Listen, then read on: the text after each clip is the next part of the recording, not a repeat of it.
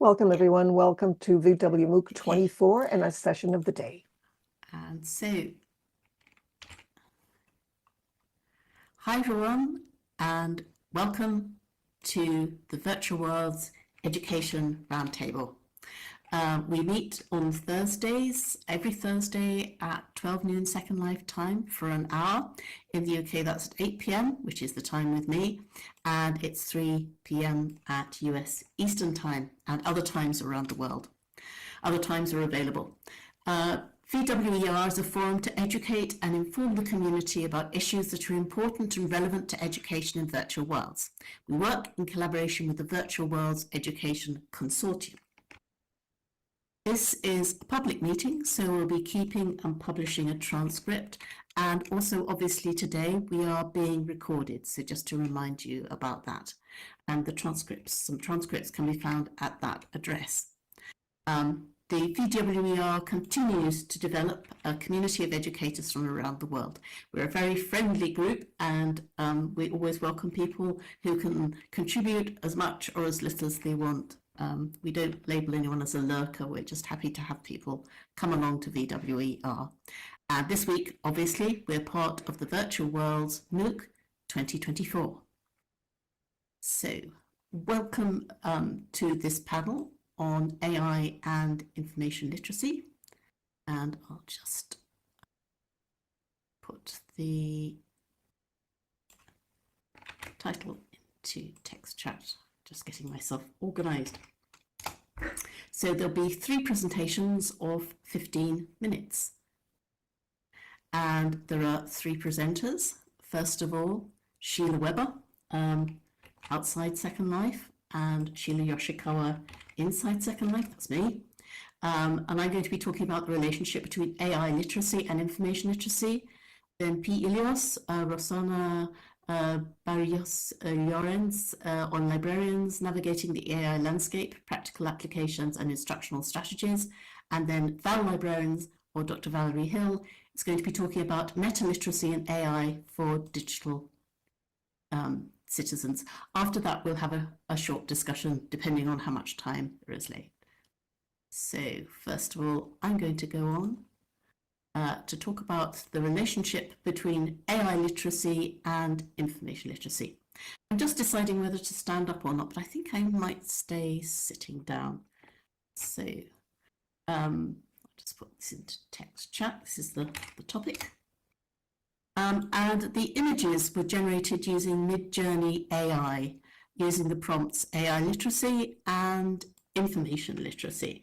And you may see, if it's resed for you, that the AI literacy is a clunky robot reading a book in an old-fashioned library.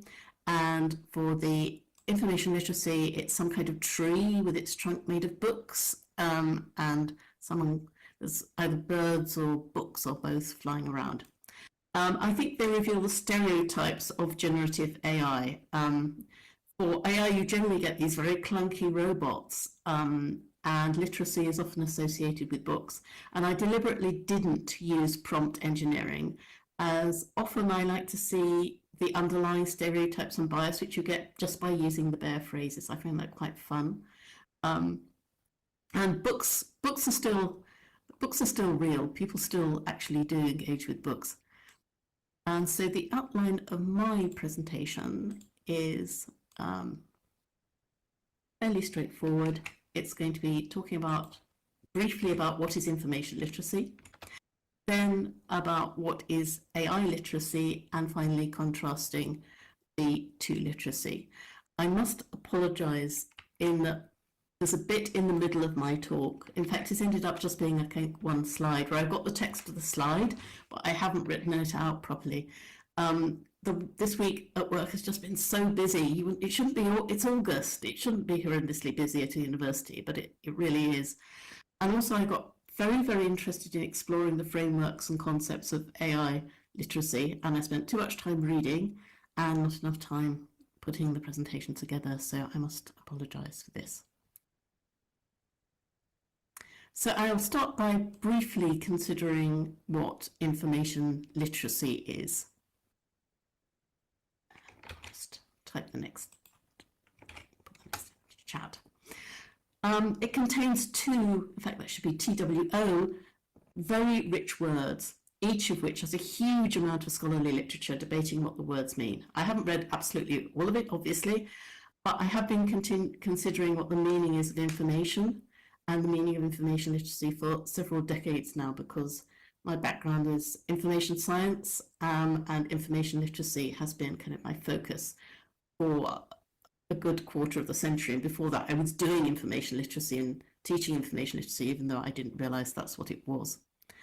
And my conception of information includes information in all channels and media, and that I can kind of map that back to the scholarly literature about that, including information from people, from the environment, and also from our own memories. So not just thinking about print and digital.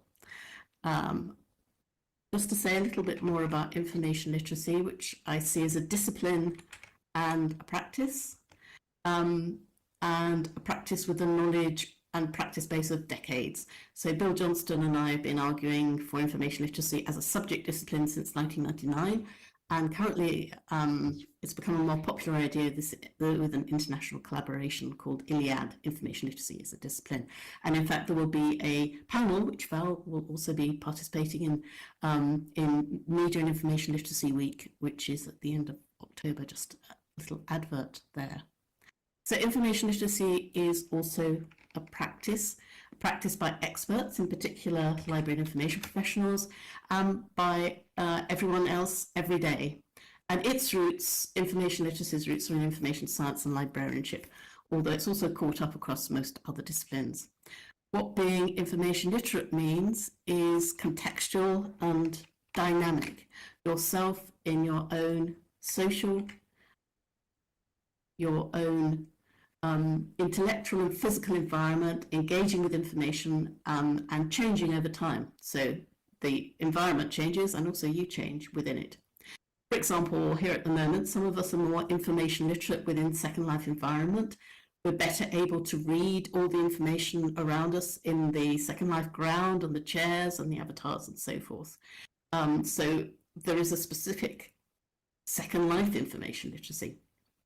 And some are information literate in their physical land, and they might be able to read the information in the leaves, the earth, the sky. So it isn't just about words or even visuals. So looking at AI literacy, this is a concept mostly developed over the last 7 or 8 years. I mean, if you do, even as I did, a very basic Google Scholar search year by year, and it's a lot younger than information literacy, and it's very little mentioned before then as a literacy, though obviously artificial intelligence itself is mentioned. But the literature has really, I don't want to say exploded, but it's a really steep curve over the last few years if you search for the term AI literacy or artificial intelligence literacy. And its roots are in computer science and education, linked to algorithm literacy and also an understanding of coding, which has sometimes been seen as part of information literacy, more often as a part of digital literacy. Unfortunately, as is often the case, the siloing, i.e. most of the authors talking about AI literacy seem unaware of or do not explore the literature outside their own discipline that much, I would say. This is not just in their discipline. And they reference digital literacy a lot more than information literacy. And AI literacy has also been taken up by a wider population and agencies with rise in adoption and hype about generative AI, and you'll all know about that.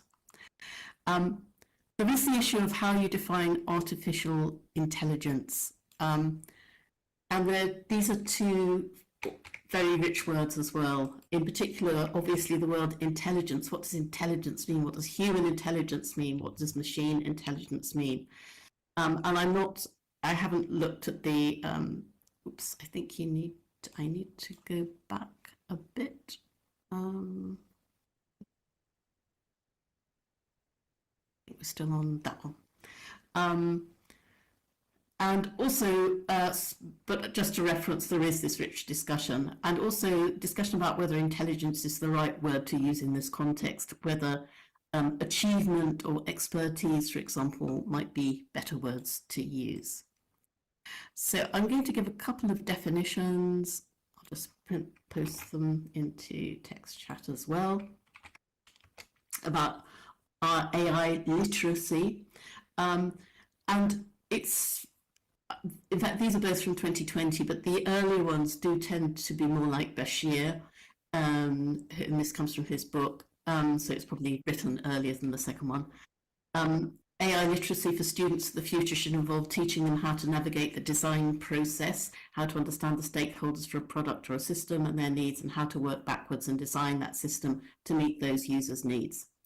But the ones that are coming along now are much more focused on people in general rather than computer science students. So this one is more current, I think, although it's the same date.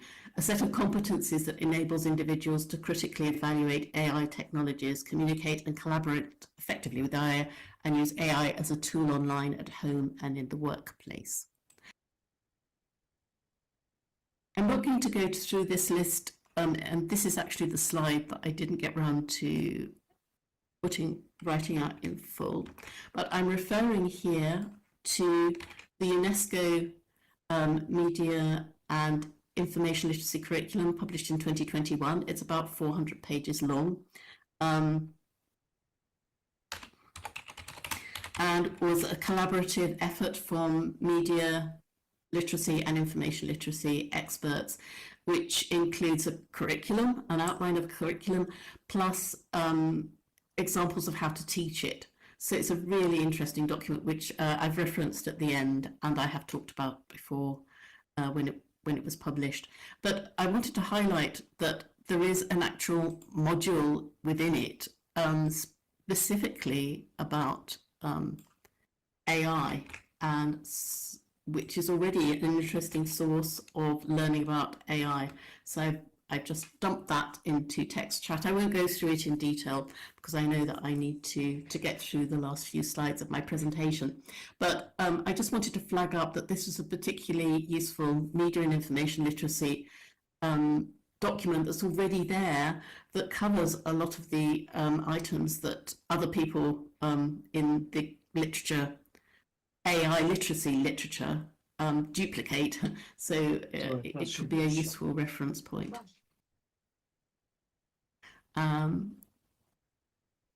And I also wanted to just highlight that you've got the one of Imagine Future AI.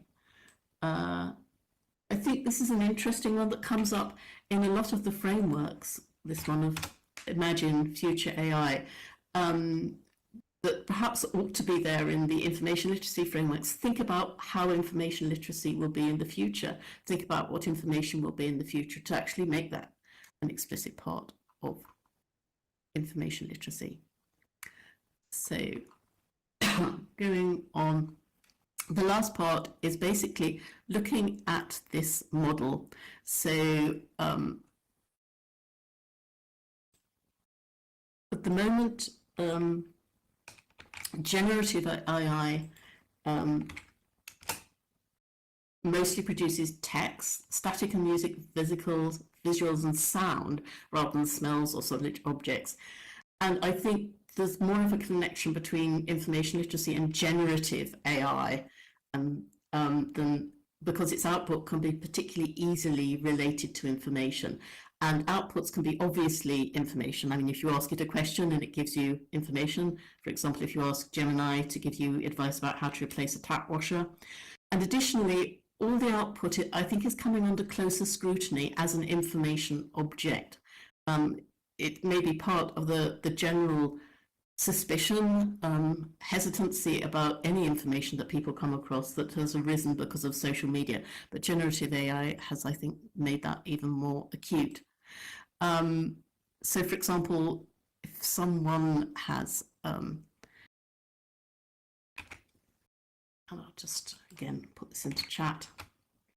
when someone sees an image generated by AI, they may react to it aesthetically and emotionally, but also because they know it's AI generated, they may immediately look at it for informational signs of being derivative or of other artists' work. And I think this happens less when people are presented with a human created piece of art. So I think just through having this AI generated art, it's actually made people think of visuals as being information sources and being more critical about those information sources.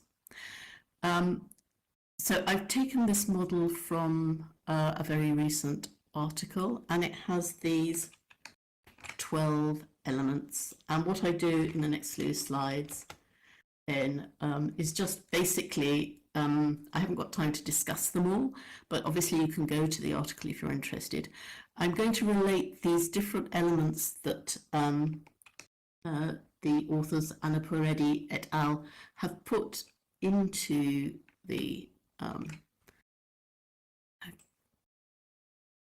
and I'm going to, you can see starting with these, I'm going to relate them to information literacy.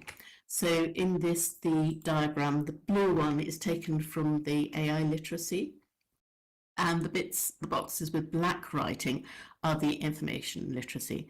So the first two I've matched up are to do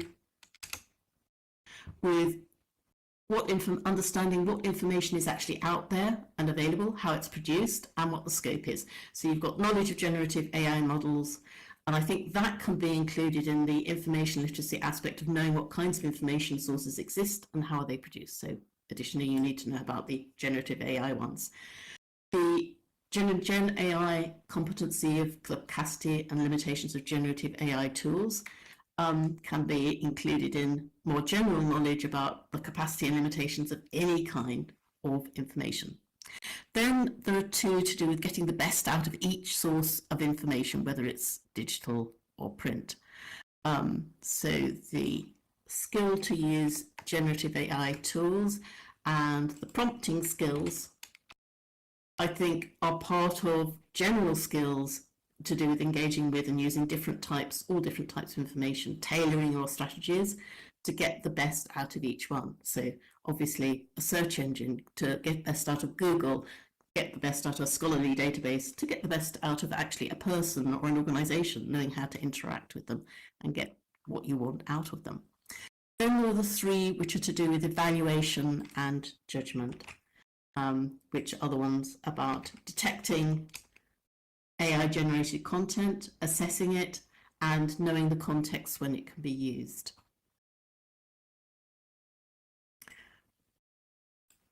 In the next slide, I think the lifelong learning, I mean, that's just an overarching, it's not part of information literacy, and indeed I've quoted there a UNESCO, the Prague Declaration, which came out in 2003, which said that information literacy was part of the basic human right of lifelong learning. So I'd see lifelong learning as obviously arching across all of those. And then there's two to do with legal and ethical aspects of information, which is very much part of information literacy.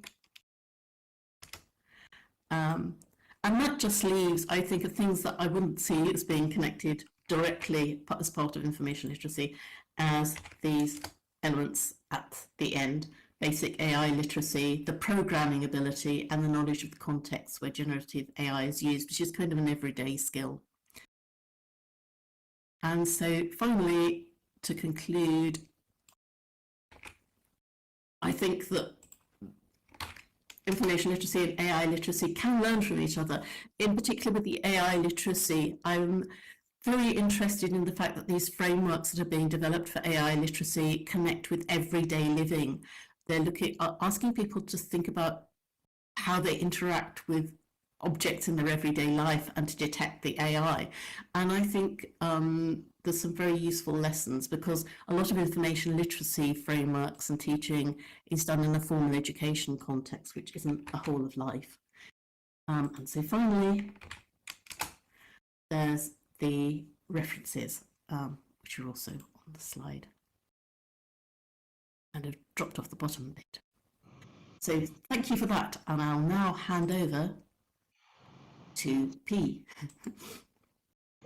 Okay, hello everyone, I'm P. Today I would like to explore, let me see if my speakeasy is functioning. I can see it. Can you see it? Well, anyway, today I want to explore the evolving role of librarian in the age of AI, and I will be focusing on the practical application and strategies for teaching AI literacy. You know that traditionally librarians were looked like book organizers or gatekeepers of information, cataloging books, but the impact of digital technologies give rise and the rise of the internet and digital resources expanded our role um, to include teaching digital literacy and information evaluation. Now, with AI rapidly advancing, our role is expanding once again. We are learning, reading, assisting in workshops, and studying AI literacy to help people navigate this complex new world. I am sorry that my speakeasy is not functioning. I sincerely hope you can understand my English. Generative AI is revolutionizing how we create and consume information. Tools like ChatGPT, Microsoft Copilot, Perplexity, Midjourney, DALL-E, Stable Diffusion, among a billion others, generate high quality text, images, and other content based on data they were prompted on. They are producing amazing results, but it's important to understand the limitations. Misinformation, bias, hallucinations, and copyright issues are real concern right now. That's why critical thinking is more important than ever for librarians.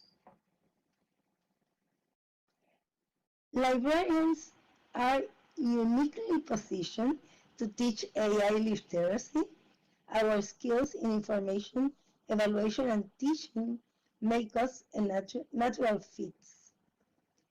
AI literacy involves understanding how AI works, critically assessing its outputs, and using responsibly it. A solid information literacy base is crucial for success in the AI world. I have a quotation there that is, I find it amazing because it reveals the potential of AI to raise the efficiency of library operations too, and enhance the discovery of knowledge. How we are going to integrate AI literacy into instruction. Many librarians are already creating fantastic resources, as we will see, but I think we are uniquely positioned to teach AI.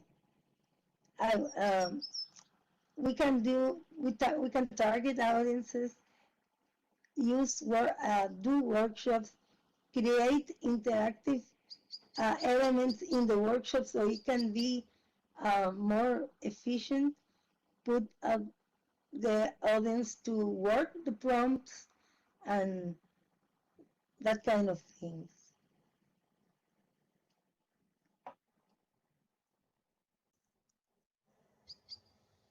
I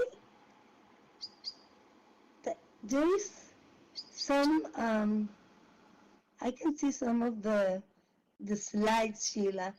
Did I am sorry we are recording this, but I can see, sorry, this, I don't know what happened. Okay, these are some of the existing librarian created resources, as you can see there. And this is one of Purdue. There are others.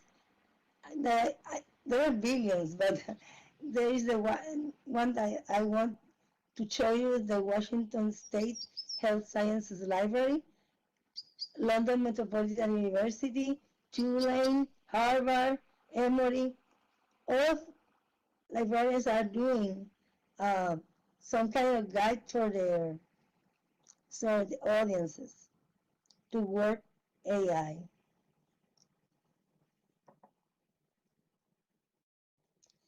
In my personal experience, I did a LibGuide for my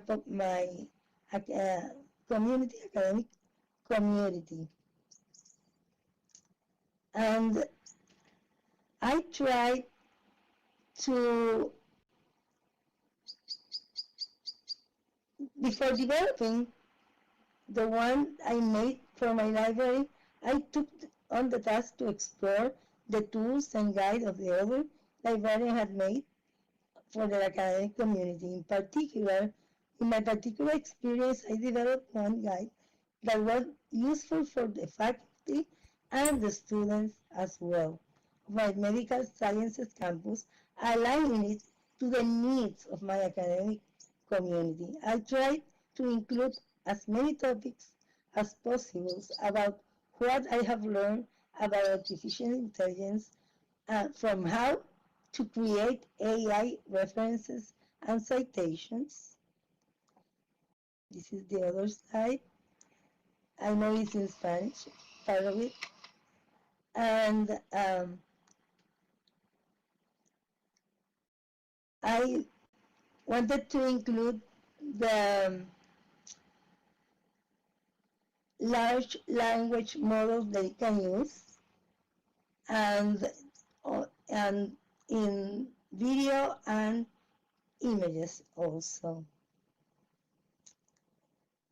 It also includes AI policies on artificial intelligence, as well as examples of the tools that what is being used to develop efficiently and in less time systematic review, because clinicians are all the time doing the systematic review in my campus.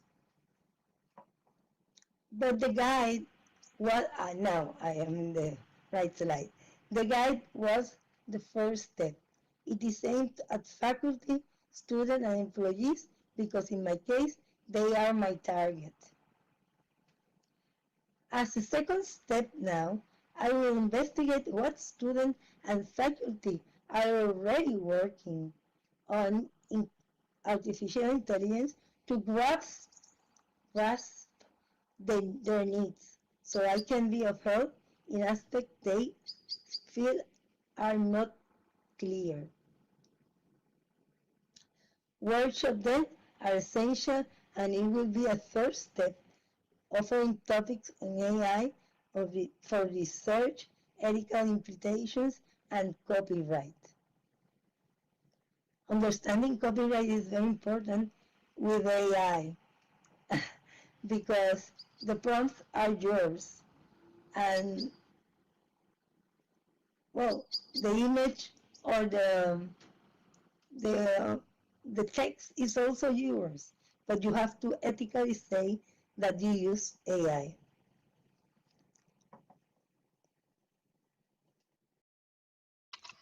Assessing AI literacy is very important to me too. We have to measure AI literacy skills because it's crucial to know about an evolving technology that we don't understand at its full capacity. Continuous improvement is imperative. We need to go for ongoing evaluation and refinement of AI literacy instruction as the thing is constantly changing.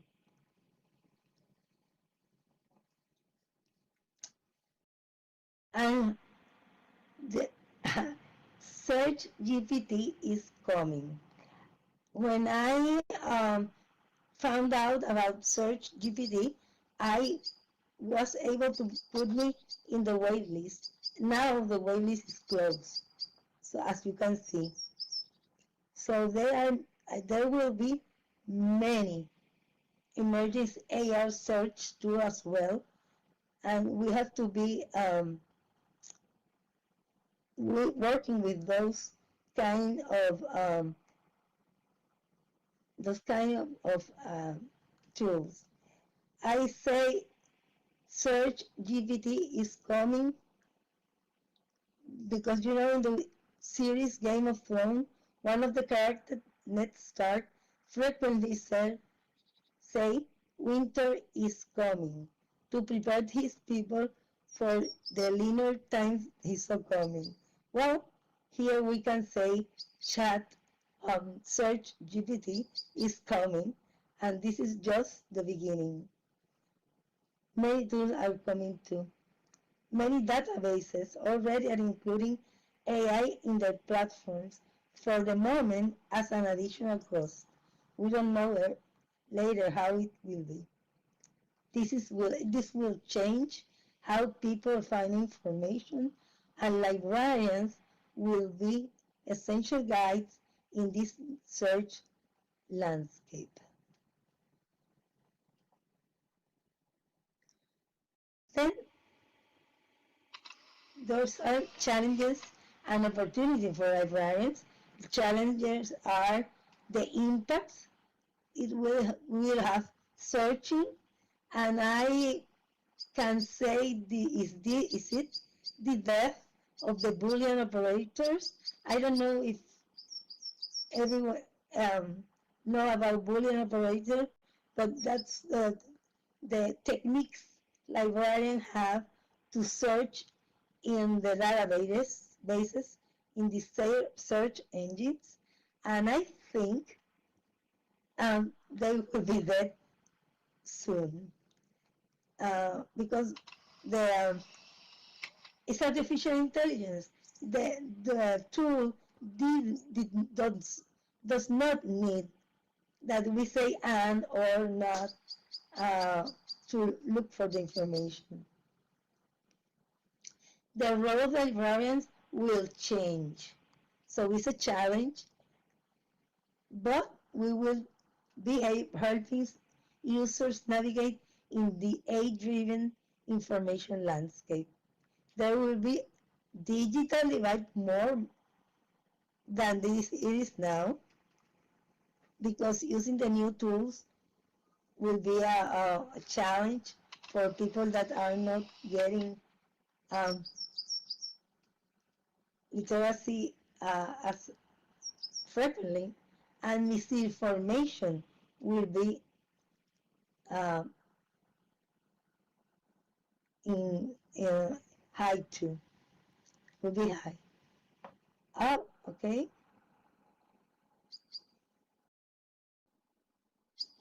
Librarians as opportunity is that librarians as leaders in AI literacy education using collaboration, advocacy, and research. In conclusion, I think, cough, because I am a librarian, librarians will be very important and we have to be, try to be, literacy expert. We have to become involved in AI literacy initiatives, and I would like to have group discussions and collaboration in ESL. That's my part. Those are my references. Thank you very much indeed, P. And now we move on to our final speaker, so we'll hand over to Val. Thank you, Sheila and P. And hello, everyone.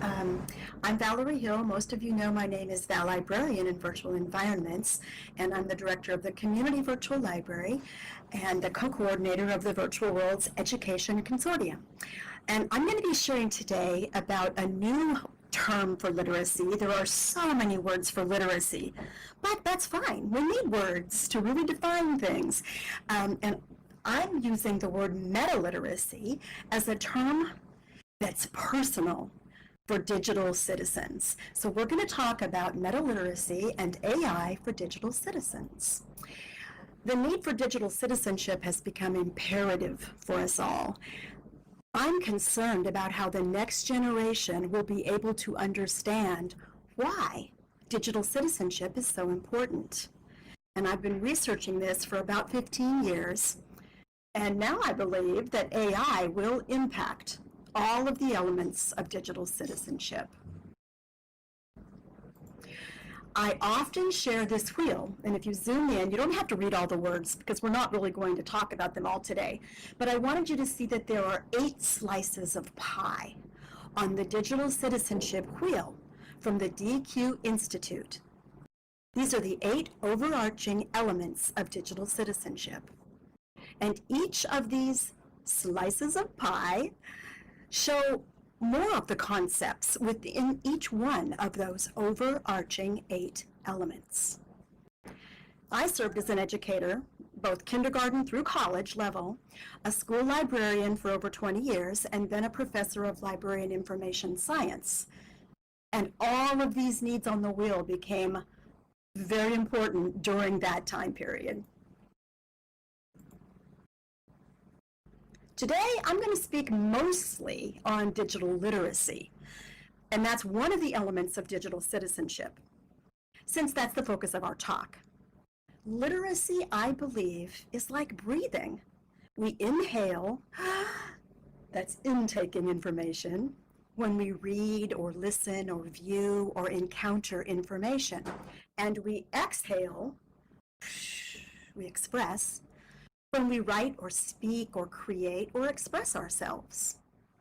Yet, in the past, educators sometimes would teach a course in reading one semester, and then teach a course in writing during a different semester. Can you hold your breath that long? I'm joking there. But when I was a writing teacher and a librarian, I believe that we want to respond immediately to literature and any information that we intake or we inhale. So my students always brought journals to the library so they could respond with their own thinking and their own voice. I'm of the opinion that school libraries and computer labs should merge, as literacy is no longer primarily print materials. In fact, most content is now born digital. My school library had laptops on carts so that every child could experience information literacy personally, and my school was certified as a digital citizenship school through commonsense.org. How many of you remember when literacy meant reading and writing? With a pen and pencil or a book, primarily in print. Type a Y if you remember that. And look at this slide. This image, along with several others in my slides, was created by a free AI generative tool, Night Cafe.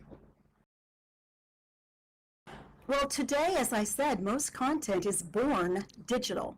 We create in multiple formats: blogs, email, documents, slides, images, videos, social media curation, and more. And we intake in multiple formats throughout the day. We have numerous online communities that impact our literacy 24/7, which has changed the meaning of the word.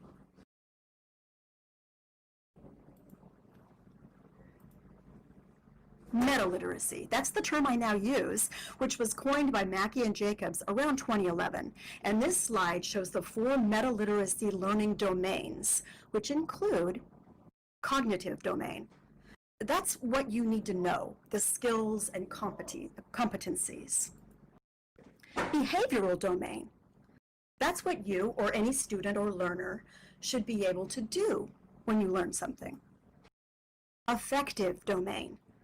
That's your attitudes, what you feel about your learning, your emotions, your attitudes you feel about what you're encountering and learning. And finally, the metacognitive domain, which is thinking about your thinking. So those are the domains, but there are also roles of a meta-literate learner.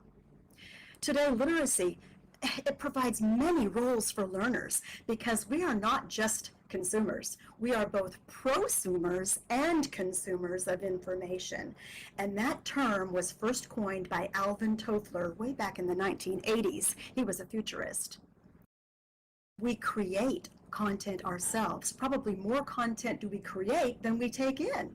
Our students and we ourselves can be participants, communicators, translators, authors, teachers, collaborators, producers, publishers, and researchers from a very early age. There are also characteristics. Meta-literate learners embody a variety of active learning characteristics as both consumers and producers of information. And these characteristics of a meta-literate learner include being informed, collaborative, participatory, reflective, civic-minded, adaptable, open, and productive. There are meta-literacy goals and learning objectives, and they include these 4 goals. 1, actively evaluate content while also evaluating one's own biases. Second goal, engage with all intellectual property ethically and responsibly. 3, produce and share information in collaborative and participatory environments. And finally, goal 4, develop learning strategies to meet lifelong personal and professional goals. Now that was a really fast overview of meta-literacy, but if you put all of those slides together, here's the model. This slide shows the meta-literacy model with the learning domains, the roles, and the characteristics. You can find a lot more information at the metaliteracy.org website. And I wrote a guest blog post there which talks a little bit about immersive environments and how they relate to meta-literacy in the metaverse. So I put a link to that blog post. So let's get back to this whole idea of literacy and how it's like breathing. Consider how we take in information. I'm breathing in. How does this relate to AI, what we're talking about today? Everybody take a deep breath in. Every day we're hearing about AI in the news, or we encounter AI-generated content. We are intaking AI. And now we must evaluate and reflect on what we are bringing into our minds every day. How many of you have created content using an AI generator app? Type a Y if you have. And as Pete said, there are so many of them evolving right now. Think about how is that changing our literacy? And yes, Phil says as part of a class, students are using it, teachers are using it, people are using it for their jobs. When we breathe in deeply, we can blow out a deep breath. That's producing our content. It's coming from us, and we can produce content with AI. Some say they use AI to get creative ideas, to produce art, or written content, or to help solve problems. Perhaps computer coding languages, scripting. You can even write a script. You can create a PowerPoint, all done in AI. But I really want you to think during this last part of our presentation, How will this impact literacy? There are great advantages, but there are also disadvantages to the plethora of AI apps coming our way, which include the huge amount of energy AI requires. So I'm going to pose 2 questions to ponder that align to the idea of literacy as mental breathing in and out. First, the human brain loves to create and use color alongside imagination. Einstein said imagination is more important than knowledge because knowledge is always growing and changing around the earth, and our minds are capable of such wonder. Creativity is a process. Writing is a process, as is all artistic expression. So the first question I ask, will the next generation outsource creativity, critical thinking, and literacy skills to artificial intelligence, both the intake and the output of our content? Now, somebody might argue that a human must provide a prompt to initiate the AI content. But as AI advances with better visuals, more styles of expression, and more knowledge and memory than our human brains can comprehend, do you think it might be possible that we could outsource part of our thinking capability? Many researchers right now think our brains are already changing due to the fast pace of the internet, social media, and that fast pace of daily incoming information. Will our brains change even further? Question 2. Will the next generation easily be able to distinguish human interaction from interaction with AI? And does it matter? Embodied AI companions are now available, and they provide personal feedback, and they remember every personal interest we each have. A parent, a caregiver, or a friend cannot be available 24/7, cannot remember every single thing we tell them, and they sometimes get sick, or they're in a bad mood. Will AI interactions become indistinguishable from human interaction when our voices are copied perfectly?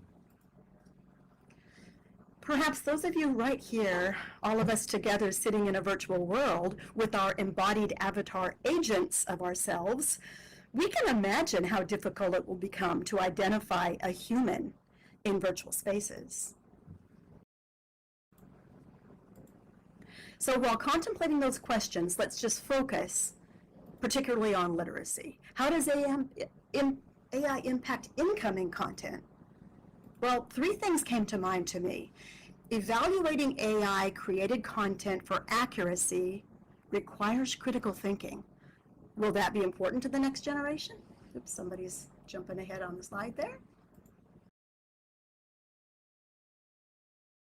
And relying on AI robs us of a journey, of bumping into information along the way and acquiring our own knowledge.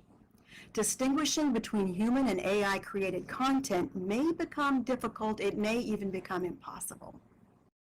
I think the term AI is perfect because whoever coined the term, and I've looked it up several times, happened back in the 50s, artificial intelligence. Another word for artificial is fake, phony. It's not really intelligent. It all comes from humans. Life on Earth is built on spirals. Life is about process, not final product. AI gives us a product without a process. Literacy is a spiral journey. Perhaps AI is a shortcut, which may rob us of the process. The intelligence is provided by all of us thrown together into an information centrifuge and then spit out as needed, very conveniently when the time is right. So how does AI impact literacy through the outgoing content? I was talking about the incoming content. finding your own personal voice is rarely possible when you're using AI for writing, for literacy. Developing ideas and creativity through personal experience and reflection is lessened with AI use. AI is a shortcut to a product, which causes humans to give away the process of being literate, writing, or creating.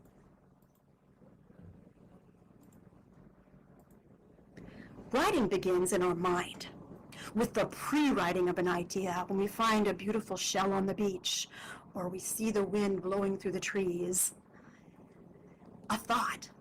We move through this spiral of revising our thoughts, reflecting on them, drafting them, proofreading them. The word to revise, revision, means to see again, reflect back again and again. The spiral process of literacy is a beautiful journey. So in conclusion, it's my hope that the next generation, although they will change, and there is no going back to the picture on the left, where we all spoke and wrote with pencils and read with papers, it's my hope that they will remain human. My hope that they will value the journey, the spiral process of literacy and learning, and not rely on the answers given to them through machine learning models, which are often instantaneous, and AI is not perfect. Synthetic data can lead to model collapse. If you're not familiar with it, there's a Wikipedia article to define model collapse. Model collapse occurs for three main reasons: functional approximation errors, sampling errors, and learning errors. Importantly, it happens in even the simplest of models, where not all of the error sources are present. In more complex models, the errors oftentimes compound, leading to faster collapse.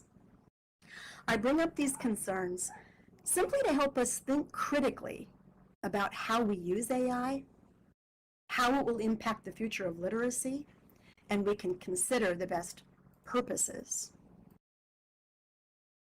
As you've seen, and P gave us a lot of great links to librarians creating libguides for using AI, as well as ways to cite sources with AI. And here are a few of my references, and I'll pass it back to Sheila for discussion. Thank you, Val. And the slides, all of which contain all of our presentations, are there on Google Docs, so that's where you can access them. You can have discussion in voice or text chat. I'm afraid we've not left very much time, but if anyone would like to make any comments, and I can see some interesting comments have already come up in the chat, concerns about AI, and Beth saying that going through the research process, she told her students they could make themselves smarter, just like working out at the gym makes you physically stronger. And Phil Youngblood saying that AI can be like teleporting, a way to get there.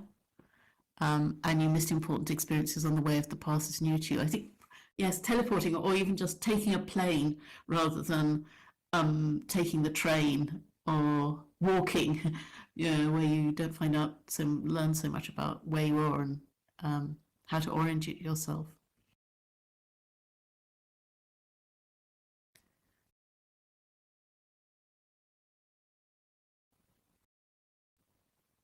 And an interesting question from Marley. Students and young people and people of different ethnic and racial backgrounds have created shorthand languages, but to get good info from AI, they need to construct clear questions, present full ideas and sentences.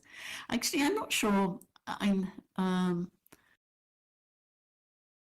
think AI can be made to respond to, can be trained to respond to different kinds of language. And there's a big problem for those whose first language is not English, because a lot of it is in English, but it's being trained on a wide variety of material, and not all of it is in beautifully formed grammatical sentences.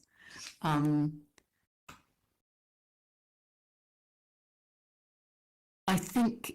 Let me say something about that. Yeah, do go ahead, Valerie. I'm working with a collaborator and putting together a lot of the information about the stuff that I do. There were very different responses depending on the language we each used in a question. Yeah. And that was part of the experiment. What would be the difference in the way AI responds if you put a question this way as opposed to that way, as opposed to another way?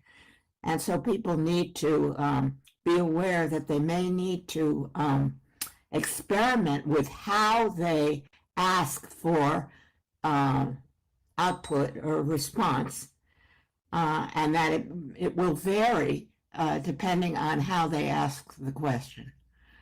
And I think, I mean, as you'll be aware, already that happens with search engines, that people, and sometimes it's even more invisible because the output is kind of a list of links, but how already they're tailored to what it knows about us, as well as the actual words we've put into the search boxes. I don't know if you've got anything to say about that, Val or P, Marley's question. I just typed in chat. I think that happens in many different places, not just with AI. Cultural differences, language barriers, and as P pointed out earlier, the digital divide has not gone away. Just even access to AI, access to places like Second Life with high-end graphics computers. So it's, there's no one set answer to all of those cultural differences and those things that divide us. AI may have some ways to help solve problems, but there will also be sacrifices. There's a flip side to the coin. I just wanted to pick up, there was a question from Sheila. You were saying this was published in 2021. Were you talking about particular publication? Yes, it was the UNESCO framework. I'm going to read it, but AI is changing so much and generating so many new types of information. Modeling it must be extremely difficult, coming up with a framework, right? But I think, yes, I think if it ties to I think there's basic underlying things that are necessary in terms of having the critical ability to look at each piece of information almost on its own.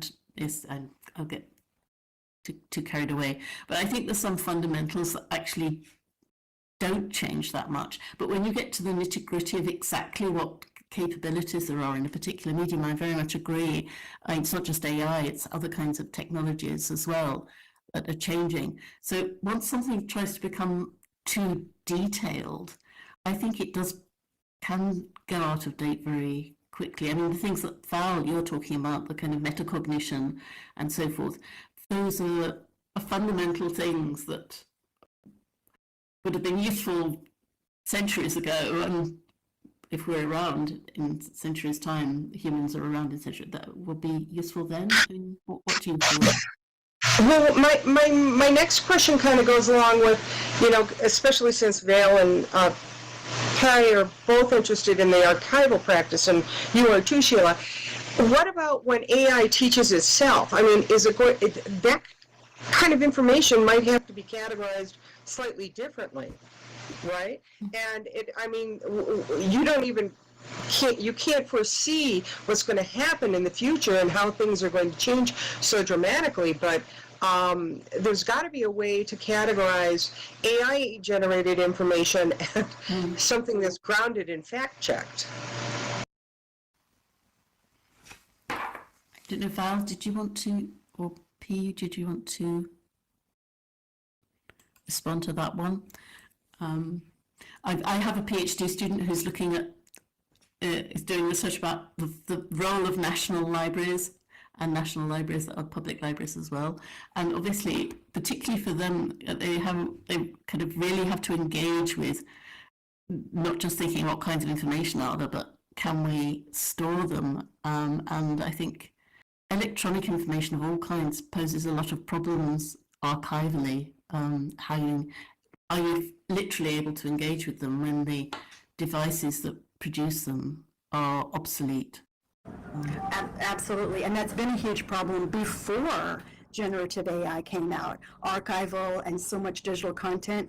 Now they're talking about building nuclear plants because AI is taking so much energy, so much incredible amounts of energy. But everybody, there's a huge demand for it. Everybody wants to use it, and all these companies want to make money off of it. So I think Sheila's question is, should we be scared? Basically, it's we don't know where it's all headed. We know, but what happens is technology usually we get the new tool before we understand the legal the consequences and the legalities and how it might harm someone. And they haven't even figured out how to limit social media harm with teens, and they've been using it for 20 years. And now we have AI to deal with.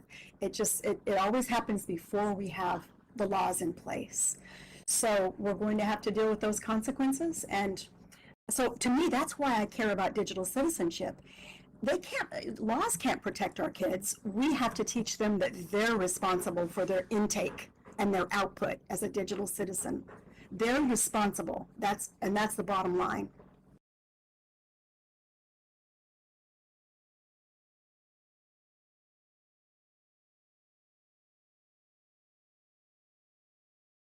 I've realised it is past the hour, so I think probably, although we haven't allowed much time for discussion, there has been some active discussion, and I think these issues are ones that we'll be returning to, I imagine, in the Virtual Worlds MOOC and also at Virtual Worlds Education Roundtable. So thanks to my fellow speakers. I'll just put in again the link to the slides that which include the references from the three of us as well. And thanks to Nelly and everyone at the Virtual Worlds MOOC, and again to Val and Peace. And thanks to all of you for being the audience and also producing some really interesting discussion